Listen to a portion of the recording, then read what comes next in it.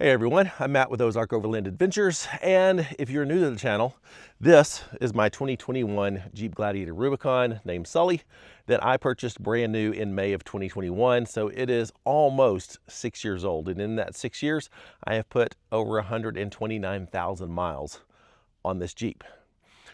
At 120, almost 127,000 miles, I took this Jeep to Burton, Michigan, to America's Most Wanted, to have their 5.7, 345 cubic inch, 425 horsepower, 410 foot-pounds of torque Hemi in this Jeep.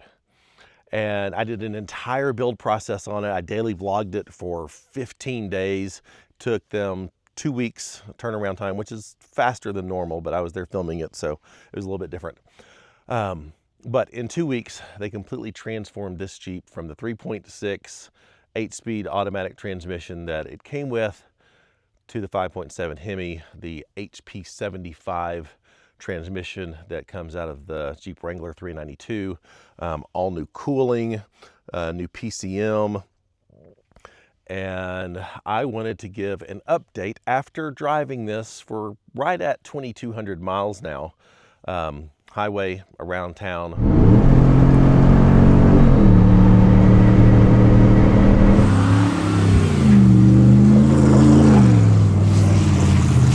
Off-road, mud, Ozarks.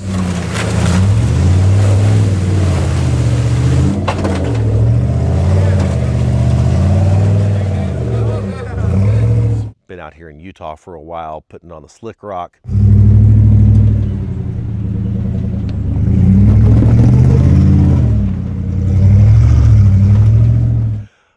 Just wanted to give you a little update because I've learned some things, have experienced some things with it, and just wanted to give you the rundown. Now, why did I choose this route instead of going with just buying a new Gladiator? And the answer is, one, because I already had this built out. It already had the suspension, the rack, the tent, the interior seat delete. I mean, this thing was already fully built out exactly the way I wanted it, and I absolutely love this Jeep. It's been paid off. I didn't want to get rid of the Jeep. The engine was shot. After 126,000 miles, the engine was just no good anymore. You can argue if that's good or bad, I don't care. That was just reality. And for all the abuse that I had put this Jeep through with that 3.6 engine for 126,000 miles, I was real happy that it lasted as long as it did. Because this Jeep's been through a lot and survived a lot. So I was real happy with it. It made sense from a financial perspective to go to AMW, put a new engine, transmission, cooling, PCM. I also did a re-gear and got the different hood. It made more financial sense to do that in the Jeep that I already have built and love than to buy a brand new Jeep with the 3.6 and then have to build it all over again. I didn't want to invest the time. I didn't want to invest the money to do so. And I didn't want to start over. So in my situation, it made sense to do a heart transplant in my Gladiator. The reason I went with a 5.7 which is their smallest V8. The 5.7, the 425 is where it starts. From there, you start adding horsepower. You've got the 392, which is their 505. You've got their 606, which is their highest naturally aspirated horsepower engine. That's the engine that Sean from the Story Till Now has. The 505 is what Bill and Deb from Cottingwampa Overland have. And then from there, you get into the forced induction engines, the supercharged engines. You've got the Hellcat, you've got the Demon. If you really want to go crazy, you've got the Elephant, which is over 1,000 horsepower. So, I mean, it can get really crazy. But I didn't want to go crazy. I just wanted good, usable power for my build, which is heavy. And I wanted to be able to run regular gas. I didn't want to have to pay premium fuel prices at the pump, especially now. because we've got all the stuff going on in Iran, and the gas prices are going back up, and I'm glad I don't have to pay premium fuel. So the 5.7 is the only engine that will run on regular gas, and that was a big deal for me. My experiences so far. I know the number one question that I keep getting asked, what's the gas mileage like? And after 2,200 miles of varied driving, I would say it depends.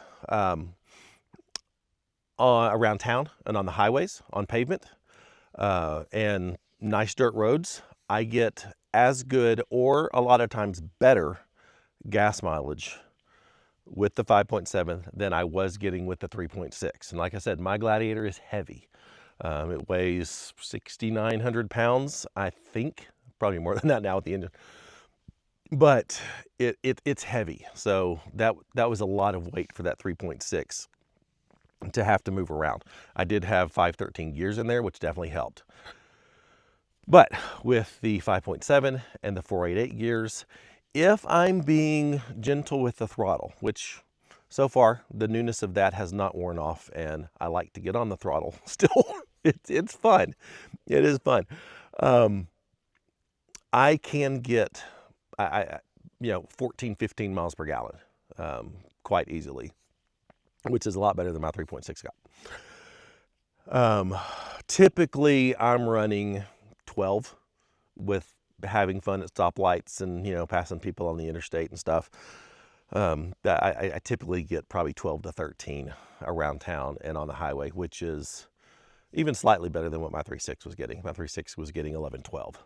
What I have learned on my last couple trips, especially here in Utah, running around Moab, is when I am especially in 4 low, and I am, idling downhill, I am, using the engine and the transmission to brake, going down steep descents. If I'm, doing more hardcore rock crawling stuff, then it gets worse gas mileage than my 3.6 did. Turns out these engines are really thirsty when they're just idling. They use a lot more fuel idling and going slow than they do going faster. So we're currently on a 5-day trip circling Moab, making what we're calling the Moab Adventure Trail. And that route's going to be released to the public and everything. So follow those videos if you want to see what we're doing on this. And fuel management is a concern. And so I'm keeping track of my fuel mileage and seeing how that plays out for long distance overlanding trips. I do have extra fuel with me, but that's been interesting to learn being here in Moab, is that fuel economy really goes down when you're in 4 low and and crawling slowly, because this engine just really seems to be more thirsty and less efficient when it's going slow. So I'm figuring that out. Now, as far as the power goes, man, the power's phenomenal.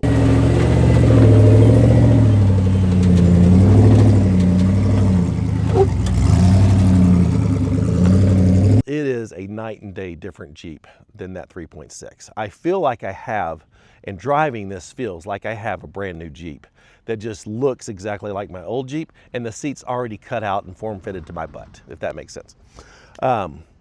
So it is a completely different Jeep. It handles completely different. The throttle response is completely different. Driving it is completely different. And I'm having to kind of relearn, when to apply throttle, bumping up stuff, for really more than anything, when to be in 4 high and when to be in 4 low.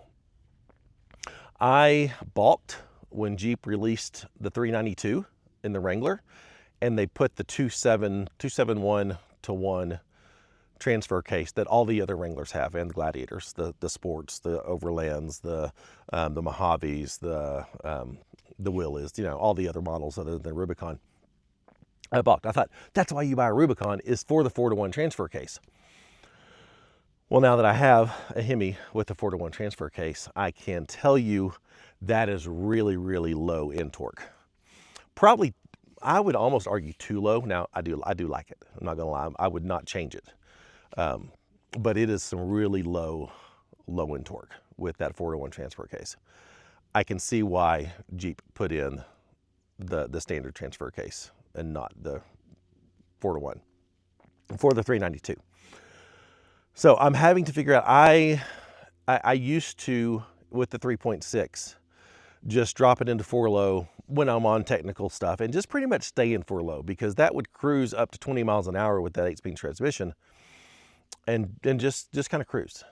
This one, I feel that torque curve is so much farther down that it doesn't just cruise in 4-low as well. So I find myself shifting in and out between 4-high and 4-low a lot more often than I used to. Now I will say, and this is what I'm trying to figure out, this will crawl pretty darn well in 4-high. So I'm finding that I have to be at a pretty substantial obstacle now, or pretty decent hill climb, before I shift to 4-low. Because this'll has enough power to get you up a lot of things in 4-high. So I'm trying to figure that part out and still learning that how to drive it off-road and when to be in 4-high and when to be 4-low. I'm still kind of playing with that. Like I said a minute ago, I went with the 5.7 because I just wanted good usable power. But that 425 horsepower, it's good, it's usable, it's also fun horsepower. It's not crazy horsepower. I test drove a Hellcat Gladiator and a 392 Gladiator. And as you just keep going up, it just starts to get just kind of silly power. And I'm really happy with the amount of power. You can get on it and you can have fun. You can pass people flawlessly on the interstate. I may or may not have exceeded triple digits on the interstate quite easily, unexpectedly actually, with this engine and transmission combination. I mean, it'll get it. I'm real curious to see what the top speed, although I've already exceeded what I know is the speed rating for these tires. So it is really, really fun power, but not stupid power, if that makes sense. But when you're just cruising down dirt roads and, you know, going to the scenic places, it's just so smooth. That's one of the things that I've noticed with this is the power delivery and the throttle response is just really, really smooth. I've said that in a lot of different videos where I've been off-roading in it, because it's just, it's noticeable. It's just really smooth throttle response and really smooth power delivery from this engine. The other thing that has been incredibly noticeable is all of the Hemis do away with the electric power steering pump that comes on all the Wranglers and the Gladiators. It does away with that. And you now have a mechanical belt-driven steering pump from the engine. And that makes steering feel so much better. And what we've done here in Moab so far, I'm noticing that the 38s are really easy to turn, when before, you know, especially when we're on like the slick rock out here, when you're stopped, they can bind sometimes with the electric steering pump that these come with. So the steering pump has made a huge noticeable difference off-road rock crawling, you know, being stopped and turning into parking lots even. That's been a huge difference that I didn't really expect. I will say the most impressive thing after getting to go to AMW and watch and document the build process for this is everything in this conversion is Mopar. It is 100% Mopar. There is nothing proprietary in what they do, except other their programming for the PCM. But it's all Mopar wiring harnesses. It's all Mopar hoses and lines and AC, cooling, you know, windshield washer reservoirs. Everything in this is factory Mopar. So if you need a part, you can go to, you know, any Mopar parts counter and give them the part code. If you have an issue, you can actually take this to a Jeep dealer and they can work on this because it's 100% Mopar. That shocked me. I'm used to other conversions and stuff where they're building their own wiring harnesses and, splicing things together to make it work and stuff. Not here. Everything in here is a factory Mopar part. So I thought that was really impressive. So the question is, so far after 2,200 miles, do I have any regrets? Absolutely not. I am so excited and so pumped every time I get in this thing and fire the thing up and get to drive it. It's just that exciting for me now. I just absolutely love it. Would I do anything different? No, I would not do anything different. I am very happy going with the 5.7. It's the most economical. It uses regular gas. It's good usable power, but also fun power. So far, after 2,200 miles, I have zero complaints and zero regrets going with this engine as opposed to one of the higher engines. It was funny experience. I was down in Florida with Bill and Deb from Gladiator Overland. Bill and I, we camped for a couple nights together, and we pulled into the gas station together before going to the Save Expo. And we were right across from each other, and I put mine in and he put his in, and I walked around to look at his setting on the gas tank, on the pump, and I was like, $1 more per gallon, huh? That's gotta hurt sometimes. And he said, yes, it does. So very happy that I get to run regular gas. Every other engine above this, you have to run premium. So that is definitely a financial hit, depending on how many miles you put on your vehicle. Let's talk gearing, because I did re-gear my Jeep at AMW. That was one of the options. Like I said, I had 513s in it. Turns out they were trashed, but that's irrelevant. But they said the 513s, it would just be way too much gearing for this engine. And so how my Jeep is built out with the weight and everything, they recommended going to 488s. I honestly thought maybe going down to 456s or even down to 410s. But they said with the weight of my Jeep and how it's built out, 488s would be ideal. And I think that was accurate. The 488s, I can cruise 70 miles an hour and be just under 2,000 RPM, holding 8th gear, climbing grades. It's just really, really smooth. I think if I'd gone to the 410s, I'd be downshifting more often. But I think the 488s for my particular build have been perfect. I did go with the optional hood. This is the hood from the 392, and went with the optional Hydro Guide. I honestly can't remember. I can't remember if the engine requires the hood because of where the intake is over here, or if you can still get by with a standard hood. I don't remember. That's an AMW question. But I wanted the hood, and most importantly, I wanted the Hydro Guide feature in the hood because, I'm known for doing a lot of deep water crossings and wanted to be able to protect the engine. And the way this Hydro Guide is engineered, I have complete confidence of, a bow wake cresting the hood and no water's getting this engine. It's pretty impressive. The water enters from here, and because water weighs more than air, the water stays low and is forced out the back through these vents here. If water does make this curve, it comes out this vent, and then all the air comes in here.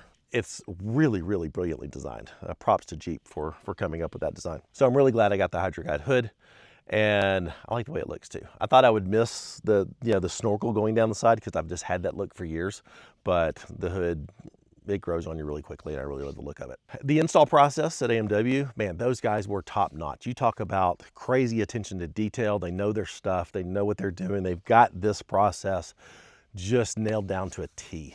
And it was really impressive having the ability to watch them work. And like I said, I've got a whole build series on it. So if you want to see that process and see their attention to detail, absolutely go watch that if you haven't, if you're considering this. Now I see two use cases for doing this. One being exactly like mine.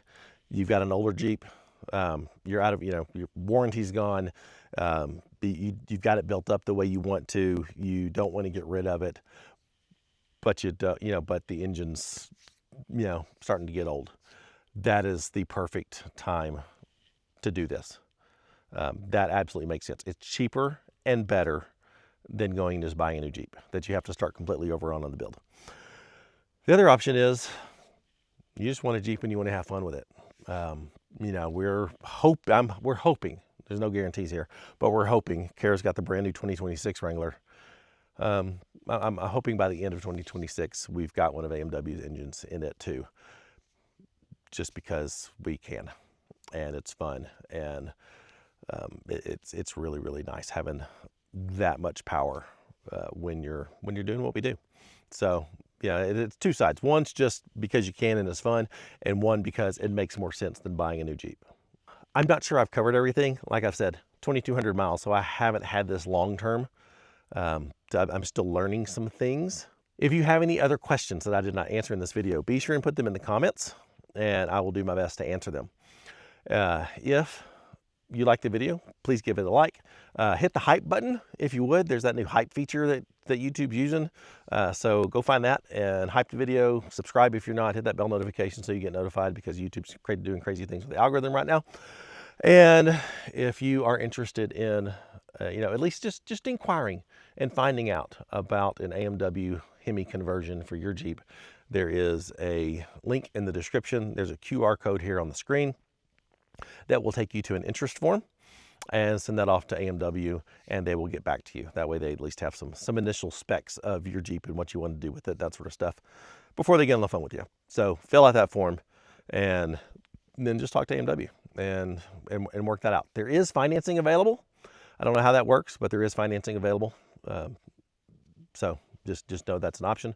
And if you like what we're doing and you want to consider supporting the channel, getting access to special events, special content, all the GPS data from our trips, hit that Patreon link in the description.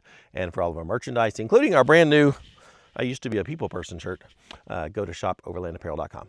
Thanks for watching. Hope this was helpful. See you next time. Bye.